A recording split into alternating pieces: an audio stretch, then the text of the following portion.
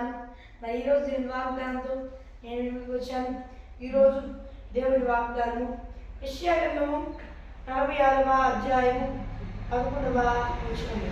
తూర్పు నుండి క్రూర పక్షిని తప్పించుతున్నాను, దూర దేశం నుండి నేను యోచించిన కార్యమును నెరవేర్చువానిని పిలుస్తున్నాను. దేవుడు వాగ్దానం చేస్తున్నాడు, నేను చెప్పి ఉన్నాను దాన్ని నెరవేర్చుదును.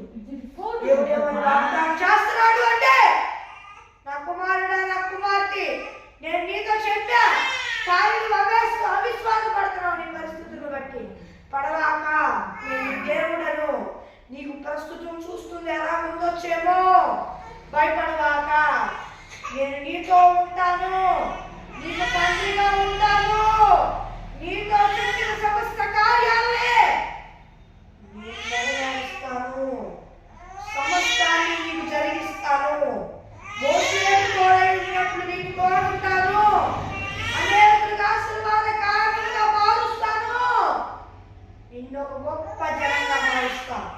నీవు ఒప్పించదు కానీ అప్పుడు తీర్చుకోను.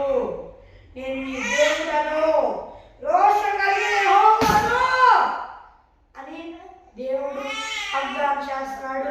మన ఫ్రెండ్స్, ఈరోజు నేను వాగ్దానం నిజంగా ప్రార్థన చేసుకుందాం. పరలోకమందున్న దేవా, ఈ వాగ్దానం సూటిగా స్పష్టంగా నీ బిడ్డలమైన మాతో మాట్లాడి ఉన్నావయ్యా. అందరు బట్టి స్తోత్రాలయ్యా, స్తోత్రాలు, స్తోత్రాలయ్యా. యేసు నామములో ఈ బిడ్డలందరూ వారందరూ నేను నమ్ముకొని వారు సుఖచనం పొందుకొని బాప్తిజం తీసుకొని రక్షణ పొందుకొని జ్ఞాపకం పొందుకొని అభిషేకం పొందుకొని చేయ పొందుకొని రక్షణ పొందుకొని ఆత్మ అభిషేకం దేవానికి కుటుంబం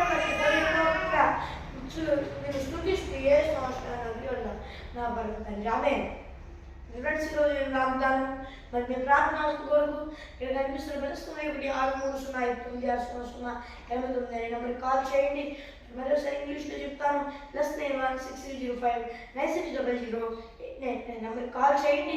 మరి మరియు దేవుని వాగ్దానంతో మరి కలుద్దాం. అంటే దేవుని కృపాస్తులు మనందరికీ తోడై నడిపించి కాపాడి సంరక్షించి నిత్యమయములో చేర్చునుగాక. ఆమేన్. Praise the lord.